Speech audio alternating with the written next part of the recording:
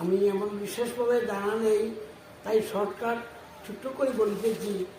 ভাগবতে 3 বার হরিনাম নেওয়ার কারণ হইল এই,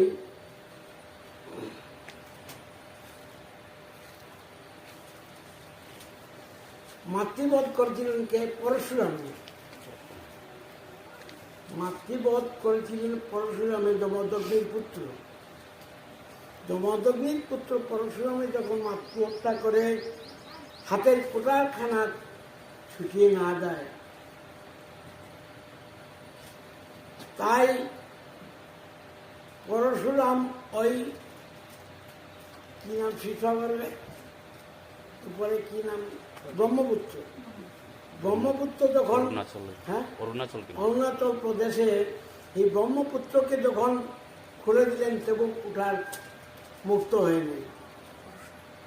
কিন্তু ব্রহ্মপুত্রে স্নান করেও পরশুরামের মুক্ত হয়নি। তখন উনি তো পরশুরামের ঋষি, যমদগ্নির পুত্র,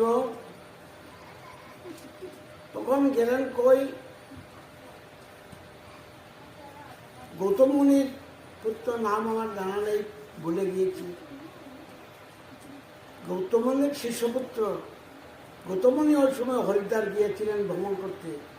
গৌতম মুনির আশ্রমে গিয়ে বললেন, ওই পরশুরামে বললেন, আমি প্রভুর সাক্ষাৎ করতে এসেছি, আমার হাতের কুঠার আমি ব্রহ্মপুত্রে স্নান করে এলাম, তবু আমার কুঠার মুক্ত হল না।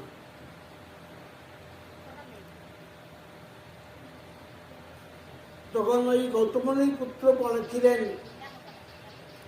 মহারাজ ওই হরিদ্বার গিয়েছেন, তুমি যাইতে হইলে, প্রভু না দেখা করতে হইলে হরিদ্বার যাইতে হবে।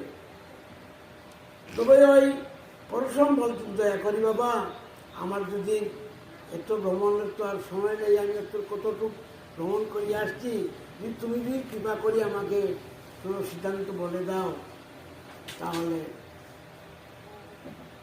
আমি এই অপরাধ হইতে মুক্ত হব।